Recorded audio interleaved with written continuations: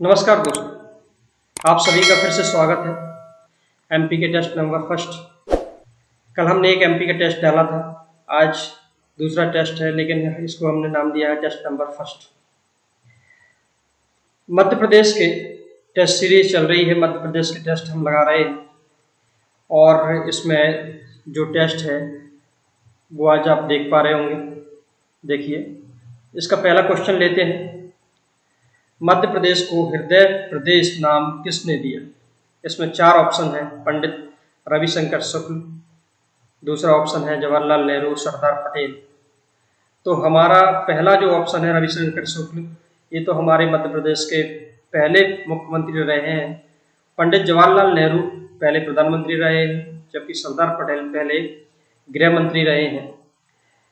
किंतु इनमें से हृदय प्रदेश जिसने नाम दिया है उसका नाम है पंडित जवाहरलाल नेहरू, यानी कि मध्य प्रदेश को जो नाम दिया है हृदय प्रदेश वो पंडित जवाहरलाल नेहरू द्वारा दिया गया। किसके द्वारा दिया गया बेटा? जवाहरलाल नेहरू के द्वारा। दूसरा जो क्वेश्चन है, दूसरा देखिए, मध्य प्रदेश गान के रचनाकार हैं। तो मध्य प्रदेश गान के रचनाकार महेश श्रीवास्तव हैं। कौन है? महेश श्रीवास्तव। और मध्य प्रदेश का जो गान है उसका नाम है सबका दाता सबका साथी मेरा मध्य प्रदेश। मध्य प्रदेश का दक्षिणतम जिला, तीसरा क्वेश्चन देखिए, मध्य प्रदेश का दक्षिणतम जिला कौन सा है? तो मध्य प्रदेश का दक्षिणतम जिला आप देखेंगे, अगर ऐसे लाइन खींचा जाए तो बुरहानपुर आता है, और इसका उत्तरतम जिला मुरैना है, सिंगरौली पूर्वी जिला है, और जबकि अलीराजपुर पश्चिमी जिला कहलाता है। अगला क्वेश्चन देखें, क्वेश्चन नंबर 4, मध्य प्रदेश के प्रथम राज्यपाल थे? तो बताइए, पट्टाभी सीतारमैया थे। डॉक्टर पट्टाभी सीतारमैया ये पहले हमारे मध्य प्रदेश के राज्यपाल थे, और ये पट्टाभी सीतारमैया वही है जिनको सुभाष चंद्र बोस द्वारा हराया गया था और त्रिपुरी संकट आया था कांग्रेस में।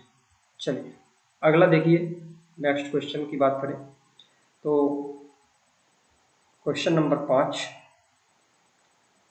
मध्य प्रदेश के कुल संभाग हैं। तो मध्य प्रदेश में कुल कितने संभाग हैं? तो मध्य प्रदेश में कुल 10 संभाग हैं। कितने संभाग हैं दोस्तों? 10 संभाग हैं। मध्य प्रदेश में कुल 10 संभाग हैं। इनमें सबसे बड़ा जो संभाग है क्षेत्रफल के आधार पर उसका नाम है जबलपुर। चलो अगला देखिए क्वेश्चन, मध्य प्रदेश के लोकसभा सदस्यों की कुल सदस्य संख्या कितनी है? तो मध्य प्रदेश में कुल सदस्य संख्या है 29।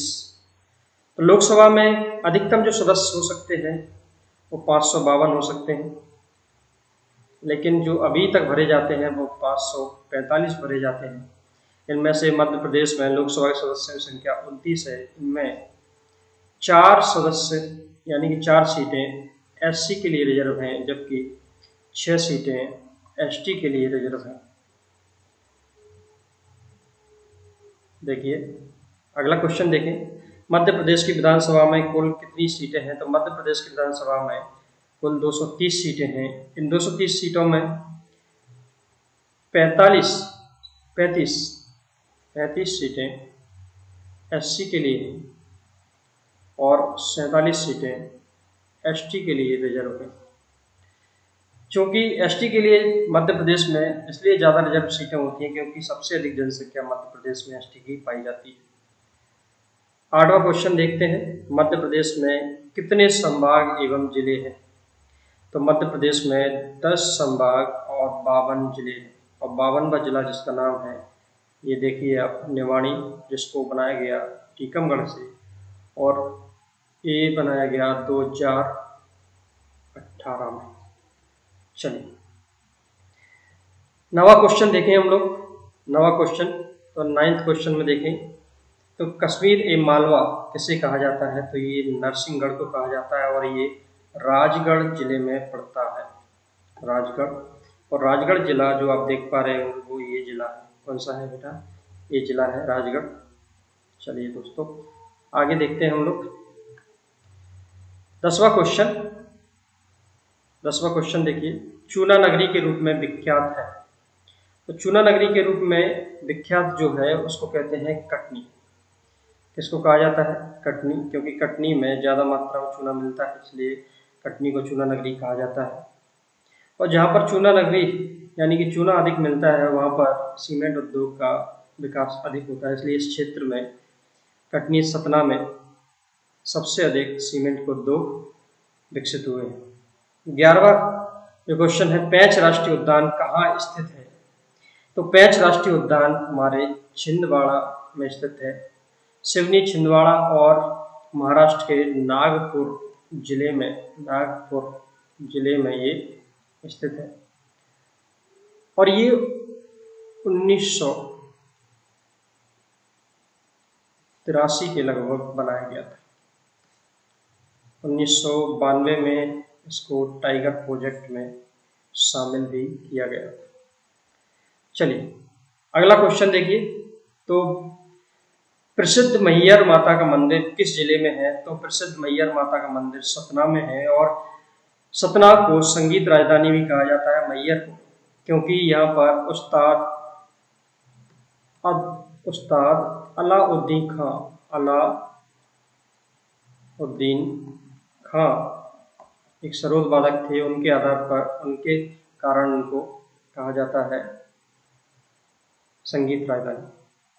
अगला क्वेश्चन देखें, मध्य प्रदेश की भौगोलिक स्थिति क्या है? तो मध्य प्रदेश का जो दक्षिणतम जो सिरा है उसकी बात करें तो 21 डिग्री 6 मिनट से कौन सी दिशा में जा रहे हैं? उत्तर दिशा में, यानी कि 21 डिग्री 6 मिनट से 26 डिग्री 30 मिनट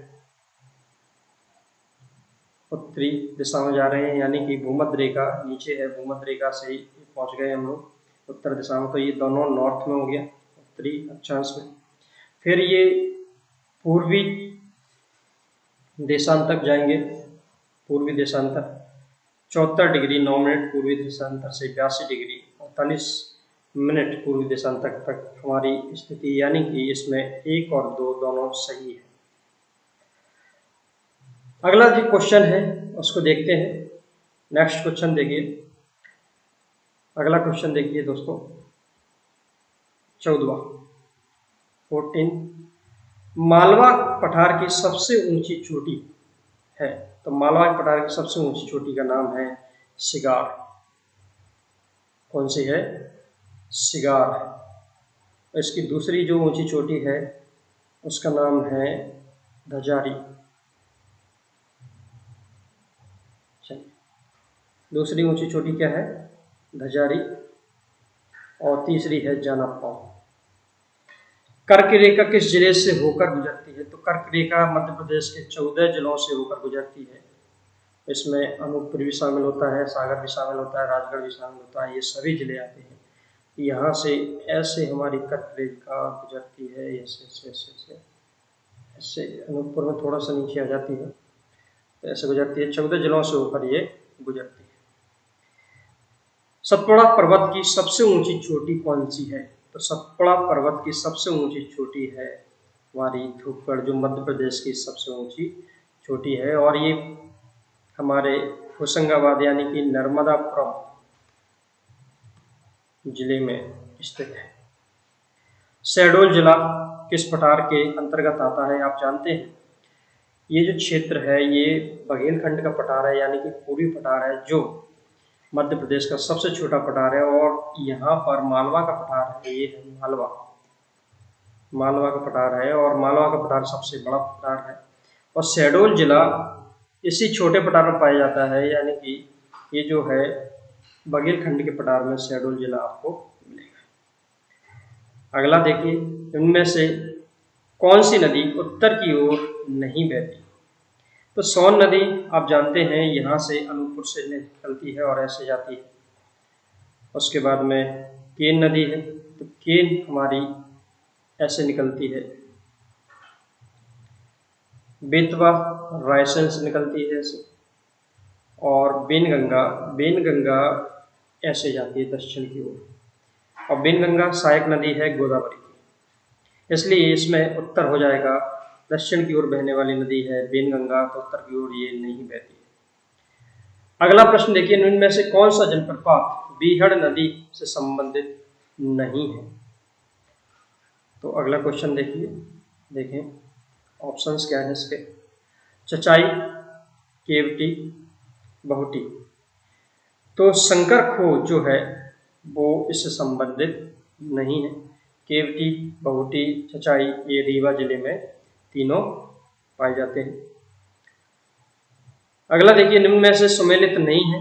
चूड़िया जलप्रपात मंदसौर में, ये ठीक है, ये सही है। दूसरा, इसको थोड़ा सा ऊपर कर लेते हैं, देखिए चूलिया जलप्रपात मंदसौर में स्थित है, ठीक है। दूसरा ऑप्शन, राहतगढ़ जलप्रपात बीना में, ठीक है, बीना नदी पर सागर में। पाताल पानी जलप्रपात चंबल, ये भी ठीक है, इंदौर में। और झाड़ी दाहा जलप्रपात ये भी चंबल नदी पर है लेकिन इंदौर जिले में है। तो ये इसका गलत आंसर है, ये सम्मिलित नहीं है। अगला देखिए, मध्य प्रदेश में नर्मदा नदी का लंबाई कितनी है? तो आप जानते हैं 1077 है। टोटल जो लंबाई है वो 1312 किलोमीटर है। ये मध्य प्रदेश में 1077 किलोमीटर बहती है। अगला क्वेश्चन देखते हैं हम लोग, 22 नंबर। देखिए सूची है, सूची दी गई है, इसको हमको मिलाना है। नर्मदा के किनारे मंडला बसा हुआ है, ठीक है। बेतवा के किनारे सांची बसा हुआ है। ताप्ती किनारे बुरहानपुर बसा हुआ है और सिंध के किनारे दतिया बसा हुआ है। तो ये सही है, लेकिन इसके ऑप्शंस थे 1 2 3 4 इस टाइप के, तो इसमें थोड़ा सा ये मिसप्रिंट हो गया है, तो इसके लिए माफी चाहते हैं। चलिए सभी ठीक है, आगे देखें।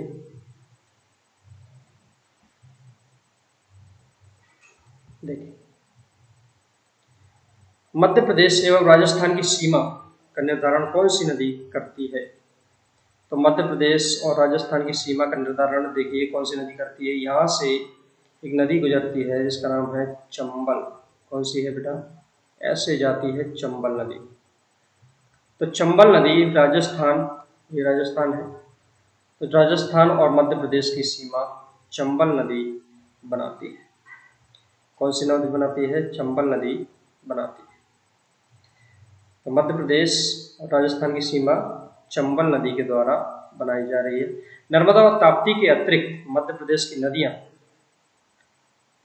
अरब सागर में जाती हैं? नहीं। बंगाल की खाड़ी में जाती हैं? नहीं। हिंद महासागर में गिरती हैं? नहीं। दूसरी नदियों में मिल जाती है? हाँ, दूसरी नदियों में मिल जाती है, क्योंकि अधिकतर जो नदियां हैं हमारे मध्य प्रदेश से कोई भी ऐसी नदी नहीं बहती है जो डायरेक्ट यहाँ से बहकर बंगाली खाड़ी में गिर जाए। इसलिए ये सभी नदियां दूसरी नदियों में मिल जाती हैं, अर्थात यमुना, गंगा, इनमें गोदावरी, इन नदियों में मिल जाती है। अगला क्वेश्चन देखिए, नेक्स्ट। मध्य प्रदेश की केन कौन सी नदी सर्वाधिक अपरदन का अपरदन करती है? तो चंबल नदी सबसे ज्यादा अपरदन करती है, और ये जो अपरदन है वो मध्य भारत के पठार में मुरैना, भिंड और श्योपुर जिलों में करती है।